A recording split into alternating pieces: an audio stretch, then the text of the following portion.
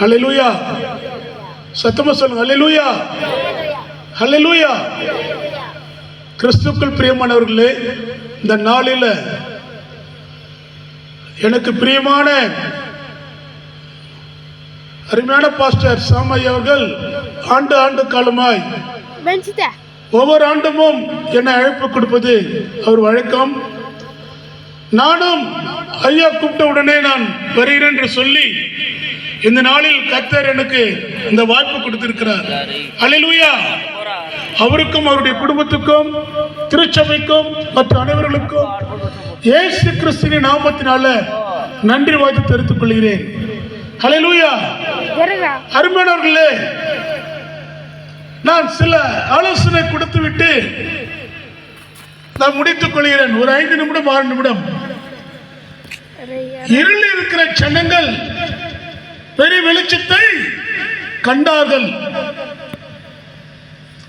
இருள் சூழ்ந்த உலகம், இருள் நாட்களில், அதாவது சேகால நேரங்களில், இருட்டுகின்ற நேரங்களில் யார் இருப்பார்கள்?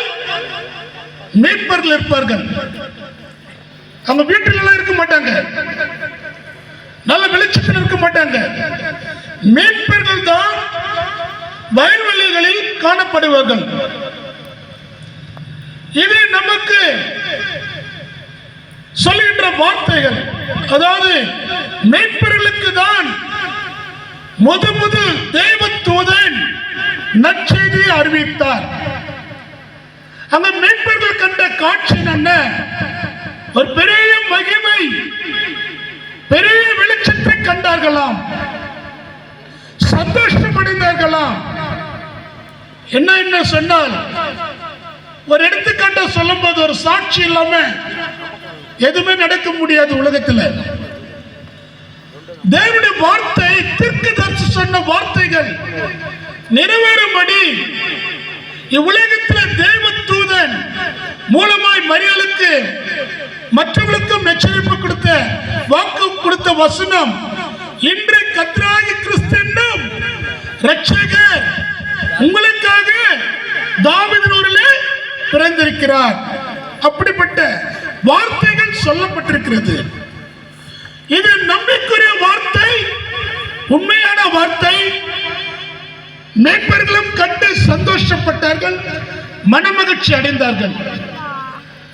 வார்த்தையினால்தான் இவ்வுலகத்தை தேவன் வார்த்தையினால்தான் உண்டாக்கினார்.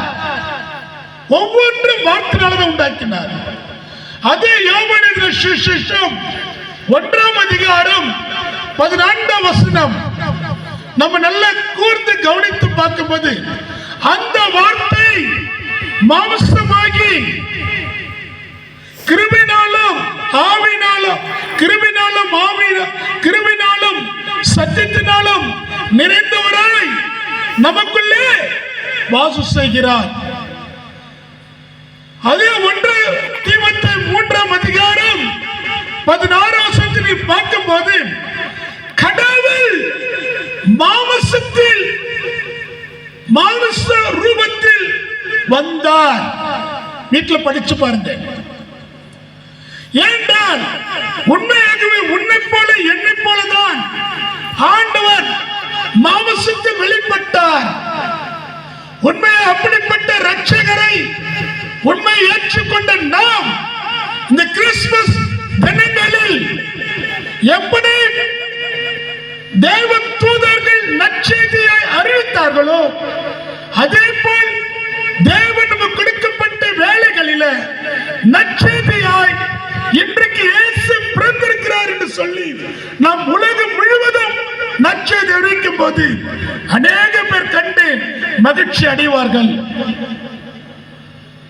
உண்மையாகவே இயேசு கிறிஸ்து வந்த பிறகுதான் எல்லாருடைய பாவத்தையும் அக்கிரமத்தையும் எல்லாவற்றையும் மன்னித்தாரு. லூக்கா சுவிசேஷம் 4ஆம் அதிகாரத்தில் நீங்க படித்து பார்த்தால் அருமையாக சொல்லப்பட்டிருக்கிறது.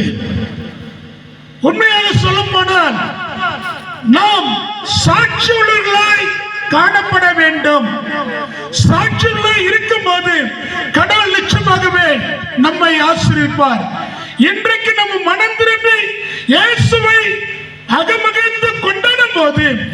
மகிழ்ந்து களி கூறும்போது என் ரட்சகர் என் பாலகன் இன்றைக்கு பிறந்திருக்கிறார்.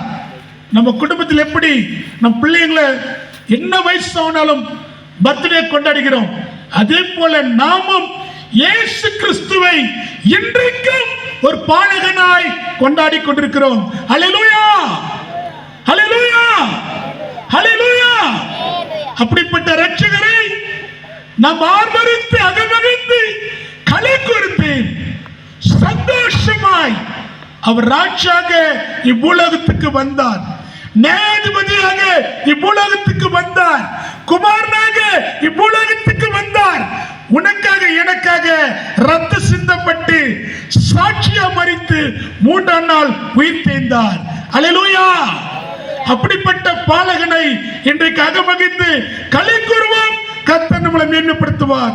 கர்த்தர் தம்முடைய திருவசனத்தை ஆசீர்வதிப்பாராக. ஆமென்.